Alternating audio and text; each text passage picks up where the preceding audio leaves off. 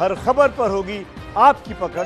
Download कीजिए ABP live app. Rubika जी देखिए रूबिका जी, हम लोग मंदिर और मस्जिद पर बात करने के लिए यहाँ नहीं बैठे हैं और न हिंदू वर्ग उसकी बात करने के लिए बैठे हैं। बिल्कुल भी नहीं।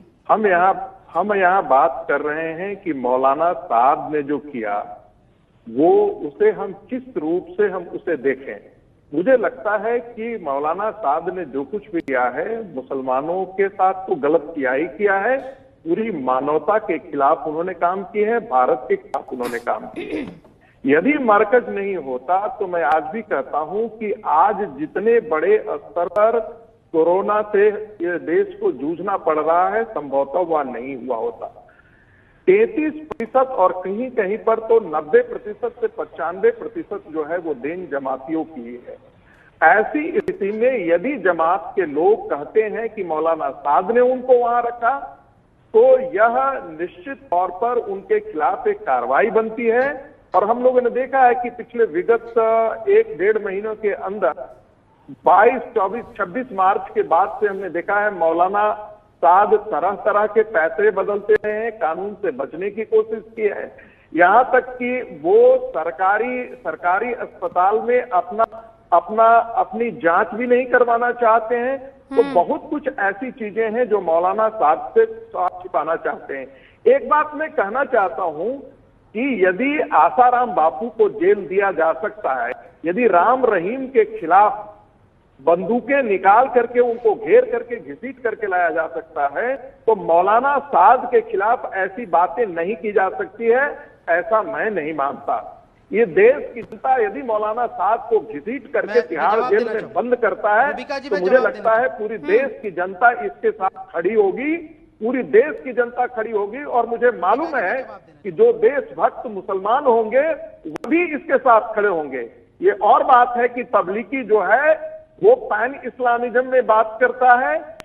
तबलीगी जो है वो टेररिस्ट पैदा करने वाले, ये अपने आप ये इन्वॉल्व नहीं है। नहीं, ये आप कैसे कह सकते हैं? ये आप कैसे कह सकते हैं? नहीं, एक सेकंड संगीत रागी, आप कैसे कह सकते हैं? आपके पास क्या प्रूफ है? यहाँ हिंदुस्तान में जो तबलीगी जमात, आपको पता है तबलीगी करते क्या है? आपको पता है तबलीगी करते क्या है? मुझे बता रहा हूं मैं। अब तक हिंदुस्तान में तबलीगियों ने किया क्या है? उन्होंने आतंकवादी नहीं पैदा किए हैं, आतंकवादी नहीं पैदा किए। तबलीगियों को नए मुसलमान भी नहीं चाहिए। नहीं, मैं बता देती हूँ संगीत रागी, बहुत क्लियर है। तबलीगी एक अच्छा मुसलमान बनाने में विश्वास रखते हैं। हुजूर ने जिस तरीके की जिंदगी जी है उस तरीके की जिंदगी जीने में यकीन रखते हैं। तो आप ये मत कहिए कि तबलीगी जो है आतंकवादी पैदा करते हैं, इसलिए क्योंकि उनकी सोच थोड़ी एक्सट्रीमिस्ट है संगीत रागी। तो आप में भी ऐसे बहुत से संगठन हैं जिनकी सोच थोड़ी एक्सट्रीम की तरफ है। तो इसका मतलब ये कि आप उनके ऊपर ये आरोप लगाने लगेंगे कि वो आतंकवादी पैदा कर रहे हैं। मैं तबलीगी नहीं हूँ, लेकिन मैं सही और गलत को जानती हूँ संगीत रागी। आप जो यहाँ कहते रहेंगे मैं उसे सुनती रहूंगी, ये भी नहीं है, ये भी नहीं है। मत कीजिए, ये मुझे बोलने का है ना, मुझे जानकारी है। अरे आपको जानकारी है इसका मतलब नहीं, कौन सी जानकारी है? तो क्या हिंदुस्तान की सरकार क्या कर रही थी और हिंदुस्तान की पुलिस क्या कर रही थी? मुझे ये बताइए। आतंकी बनाने की फैक्ट्री को बाकायदा हजरत निजामुद्दीन पुलिस स्टेशन के बिल्कुल बगल में चलने दिया गया। क्या बात कर रहे हैं आप संगीत रागी? बिल्कुल मालूम है कि भारत की जितनी इंटेलिजेंस सर्विसेज है तबलीगी पर नजर रखती है। आपको मालूम है विदेशों के अंदर, स्पेन के अंदर, स्वीडन के अंदर। अरे भाई इसलिए क्योंकि उनकी आइडियोलॉजी थोड़ी सी एक्सट्रीम की तरफ है। इसका मतलब ये थोड़ी है कि वो आतंकवादी बना देंगे। आपको बिल्कुल नहीं मालूम है इसका क्या मतलब? मुझे बिल्कुल नहीं मालूम है, सब आपको मालूम है। आप बड़े ज्ञानी है सर, बाकी सब यहाँ पर कौन बैठे हुए हैं फिर? ऐसा है कि एंकर हो जाने का मतलब ये नहीं है कि ऐसा है संगीत रागी कि एक विचारधारा को आगे बढ़ाने का मतलब ये नहीं है कि दूसरी विचारधारा को आप आतंकी बनाने का पूरा एक मरकज बना दें। ठीक है संगीत रागी, मालूम नहीं है आपको मालूम नहीं है का क्या मतलब है? मुझे बताइए ना। तो फिर सरकार ने क्यों बैन नहीं लगाया है तबलीगी जमात पर? अभी तक क्यों गिरफ्तारियां नहीं हुई है तबलीगी जमातियों की? यहाँ बैठकर आप कुछ भी कहेंगे मेरे प्लेटफॉर्म पर, बैन क्यों नहीं लगाया है? तबलीगी जमात पर बैन क्यों नहीं लगाया? मुझे ये बताइए। इतने दिन से है, इतने सालों से है, बैन क्यों नहीं लगाया तबलीगी जमात पर? अजीत डोभाल क्यों मिलने चले गए एक आतंकवादी बनाने वाले से? फिर बताइए मुझे। देखिए क्यों चले गए अजीत डोभाल मिलने के लिए? अजीत डोभाल से पूछे, हमसे मत पूछे। लेकिन मैं जो जानता हूँ वो आपको दर्द, आपको बड़ा जानकारी है, तब्लीगी है क्या? आपको बड़ी जानकारी है। आपको मालूम है कि हक्कानी नेटवर्क के पीछे कौन काम करता है? संगीत रागी, तब्लीगी जमात के लोग, तब्लीगी जमात के बारे में आपको अंदाजा नहीं है। आप बाकी दुनिया के तब्लीगी जमात को यहाँ से मत जोड़िए, ये हिंदुस्तानी है, इनको पता है, इनको पता है। इनकी सोच थोड़ी स्ट्रांग हो सकती है, इसका मतलब ये नहीं है कि ये आतंकवादी पैदा कर रहे हैं। आप ये डिफेंड मत कीजिए कि बड़ा, बिल्कुल करूंगी मैं डिफेंड, क्योंकि आप झूठी बात फैला रहे हैं, क्योंकि आप डर फैलाने की कोशिश कर रहे हैं तब्लीगियों के खिलाफ। मैं मौलाना साद की बात कर रही हूँ और उन तब्लीगियों की बात कर रही हूँ जो छुपे हैं, कोरोना वायरस फैलाने की कोशिश की है। संबित पात्रा, क्या तब्लीगी जिहाद में विश्वास नहीं करते हैं? जिहाद का मतलब पता है आपको? मैं यहाँ बैठकर आपको इस्लाम के ऊपर पाठ नहीं दूंगी संगीत रागी। सुबह सुबह मेरे ट्वीट पढ़ लिया कीजिए, आपको पता लग जाएगा। आपको क्या पता है? हाँ, सब आपको पता है। नहीं, इस्लाम वर्सेस कोई और धर्म, इस पर कभी कोई बहस नहीं हो सकती है। सबका धर्म अव्वल है, सबको सब धर्म के इज्जत करनी आती है। आज मौलाना साद को इस्लाम से कैसे कोई जोड़ सकता है?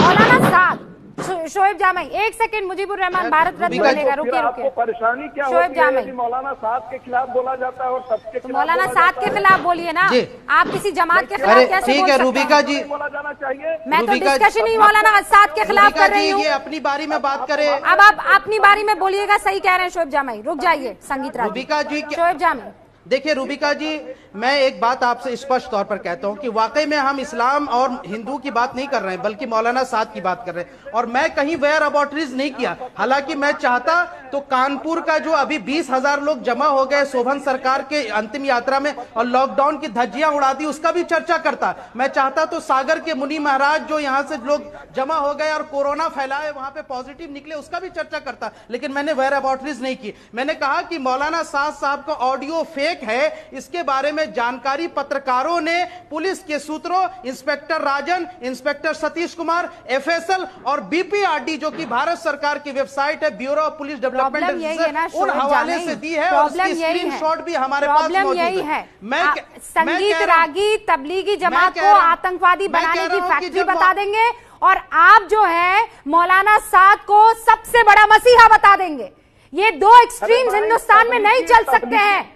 अरे छोड़िए, आपको मालूम नहीं। ये बताइए कि मौलाना साहब ने उनको प्लाज्मा डोनेट करने के लिए कहीं भी कोई भी काम किया हो ना, हिंदुस्तान में क्या काम किया उसकी बात कीजिए ना। बात रखो यार, अपनी बारे में बात रखिए। आप अपना नागपुर वाला इस्लाम अपने पास रखिए, अपनी बारे में बात कीजिए। मेरी बात पूरी हो जानी चाहिए। देखिए मौलाना साद साहब ने तबलीग वालों को प्लाज्मा डोनेट करने के लिए कहा, लेकिन इनके मुंह से शराबियों के खिलाफ कुछ आवाज नहीं फूटेगा। इनके मुंह से पूरे देश में लॉकडाउन की धज्जियां उड़ा के शोभन सरकार के अंतिम यात्रा में लोग जमा हुए और पूरा कोरोना फैला रहे। ये पूरे देश में जो कोरोना आतंकी और कोरोना बम, उनको नहीं कहेंगे। तबलीगियों के प्लाज्मा की जरूरत नहीं है इस देश को।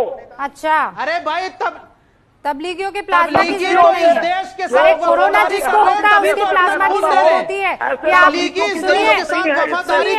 संगीत रागी प्लीज। अरे किस आरएसएस वाले ने खून दिया?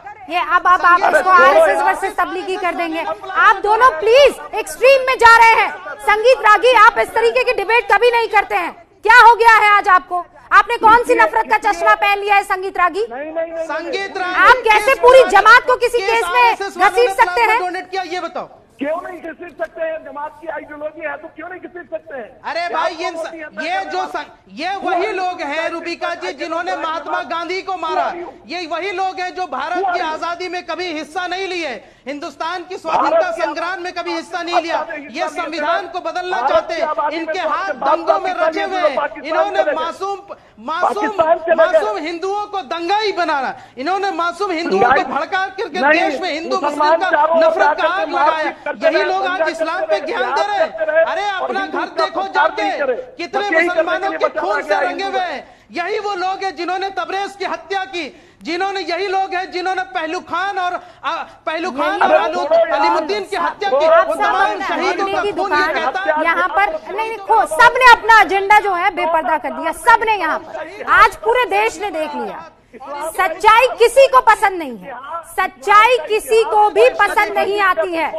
नहीं, अभी जमाती से शुरू हुए संगीत रागी और उसके बाद आपने कह दिया कि आप लोग तो चले गए थे पाकिस्तान। क्या हो गया है संगीत रागी?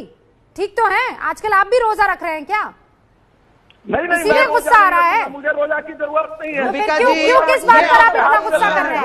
इत्मीनान रखिए ना, इत्मीनान रखिए, इत्मीनान रखिए। ये आपको पाकिस्तान भेजने की कोशिश कर रहे हैं। तबलीगी जिहादी है, तबलीगी जिहादी है। हाँ ठीक है, तो आप उनके खिलाफ केस दर्ज कीजिए ना। यहाँ बैठकर ज्ञान क्यों दे रहे हैं?